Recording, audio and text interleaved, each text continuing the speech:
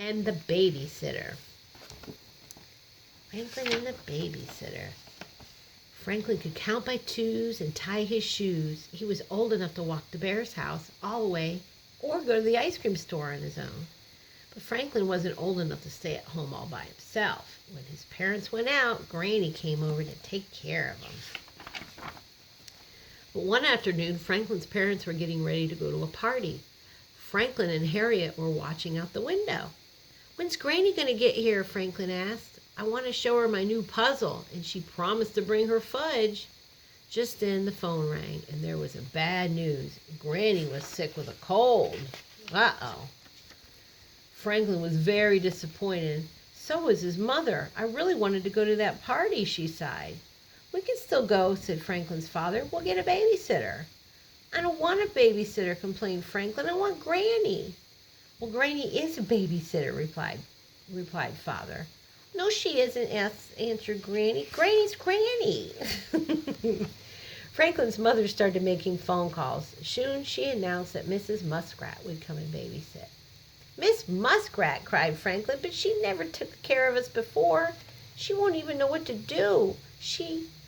Franklin, replied his father, "you and Harriet like Mrs. Muskrat, and you'll have fun together."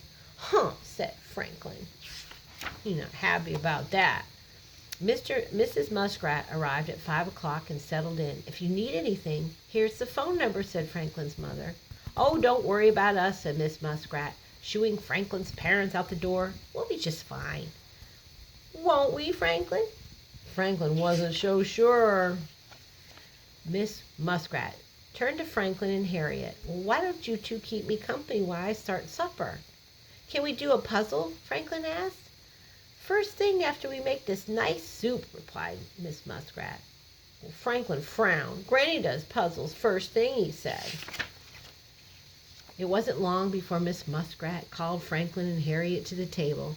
Franklin peered at his soup bowl. "Are those Brussels sprouts? I hate Brussels sprouts." "I'm sorry, Franklin," said Miss Muskrat. "I didn't know." "Granny knows," Franklin muttered. When supper was finished, Miss Muskrat asked Franklin and Harriet if they would like a dessert. "Granny always brings fudge."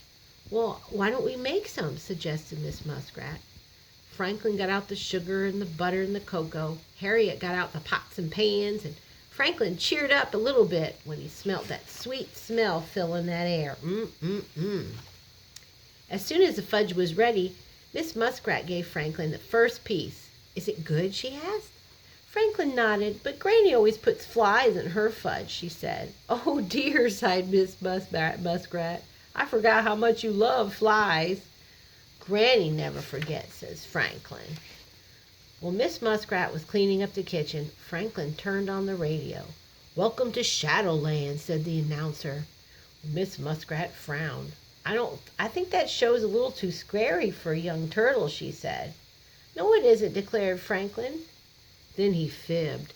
"Granny lets me listen." Miss Muskrat sighed. Miss Muskrat left to put Harriet to bed, and Franklin settled into his own chair. The show began with the moans and sighs and the eerie cries. Then came the clanking and creaking, rustling and squeaking. Franklin looked around him. Was that a shadow beside his bedroom door? What was that tapping noise in the corner? Miss Muskrat found Franklin shivering and shaking in his chair. She turned off that radio and held him in his lap.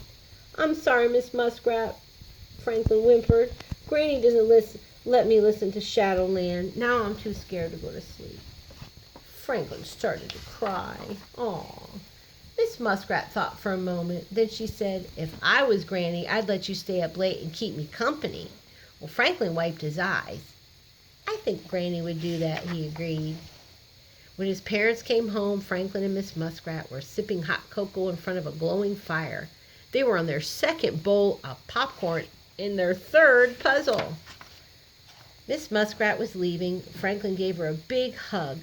"Granny's still Granny," he told her, "but you're my favorite babysitter." "Thanks for reading with me." The end.